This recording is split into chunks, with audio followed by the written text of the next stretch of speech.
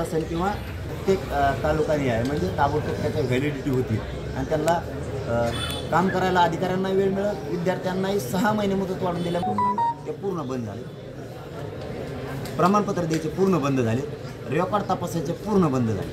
तिथं मनुष्यबळ द्या, मुलीलिपी अभ्यासकांना आणि ते त्यांची नोंद सापडली. त्या नोंदीच्या आधारावर मागल त्या मराठा समाजाला कोणबी प्रमाणपत्र द्यायचं तुम्ही कबूल केलेलं आहे ते तुम्ही सुरू करा, थांबू नका. आणि शासनाच्या वतीने सदरचं पत्र आणलेलं आहे. जरांगे पाटलांना मी हे पत्र दिलेलं आहे. त्यात आपल्या मागण्या शासनाला कळवण्यात आलेल्या आहेत. त्यावर सकारात्मक कार्यवाही सुरू आहे आणि आपलं उपोषण मागे घ्यावं अशी विनंती करण्यात आलेली आहे. त्यांनी काय प्रतिसाद दिलाय सर? जरांगे पाटलांनी त्यावर लिहून दिलंय की आमच्या शासनाकडून संपूर्ण मागण्या मान्य झाल्याशिवाय उपोषण सोडणार नाही. तथापि आमची पुनश्च त्यांना विनंती राहील की त्यांनी आपलं उपोषण मागे घ्यावं. सरकारला आपण परवाच्यालाच बोललो होतो आणि वाशीमध्ये होतो आपण. त्यावेळेस पण आपण सरकारला विषय सांगितला होता की मुलींना जे मोफत शिक्षण करायचं ते सगळ्या जाती धर्मातल्या मुलींना करा. मराठ्यांच्या एकट्या मुलींना नाही तर मुलीत हा जात कधीच बघायचे नाही हे आपण सरकारला त्याच वेळेसही सांगितलं होतं. आणि परवाच्या 3 दिवसापूर्वीच्या प्रेसच्या माध्यमातून आपण सांगितलं होतं की EBC असेल, EWS असेल, SCBC असेल व OBC प्रवर्गातील विद्यार्थी असतील यांनाही तुम्ही त्याप्रमाणे फीस देऊ म्हणले होते. OBC प्रमाणे सगळ्यांना त्याबाबतही झाली होती. मुलींना मोफत शिक्षणाच्या बद्दलही आपण परवाच्या प्रेसमध्ये सांगितलं होतं. तर सरकारनं काल निर्णय घेतलाय. त्याबद्दल घेतलेल्या कामाचं कौतुक केलं पाहिजे. सरकारचं त्याबद्दल कौतुक आहे की त्यांनी असं सांगितलंय की EBC, EWS, SCBC आणि OBC प्रवर्गातील विद्यार्थ्यांकडून शैक्षणिक फीस घेऊ नका, परीक्षा फीस पण आणि शैक्षणिक शुल्क पण घेऊ नका असे सरकारनं निर्णय आता सगळ्या संस्थांना दिलेत. आत्ताच परिपत्रक आमच्या ते हातात पडले, त्याबद्दल सरकारचं कौतुक. परंतु सरकारनं इथं केलंय थोडंसं की EBC, EWS,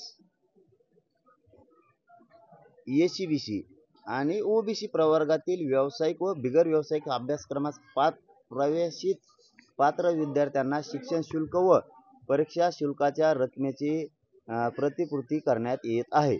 आत्तापर्यंत व्यावसायिक अभ्यासक्रमास प्रवेश घेणाऱ्या वरील प्रवर्गातील म्हणजे हे 4 EBC, EWS, SCBC आणि OBC वरील म्हणजे ते वरील प्रवर्गातील पात्र विद्यार्थ्यांना, विद्यार्थी म्हणजे मुले व मुली यांना शिक्षण शुल्क व परीक्षा शुल्काच्या 50% रकमेची प्रतिपूर्ती करण्यात येत होती.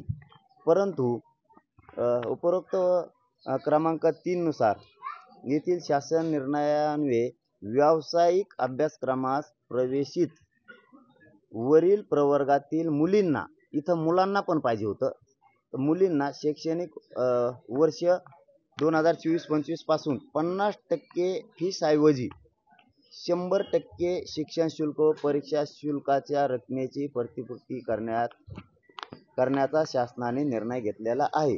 म्हणजे मुलींना मोफत शिक्षण म्हणजे फीस केली त्यांनी, पण शिक्षण नाही, शिक्षण मोफत करायला पाहिजे होतं मुलींना 100%.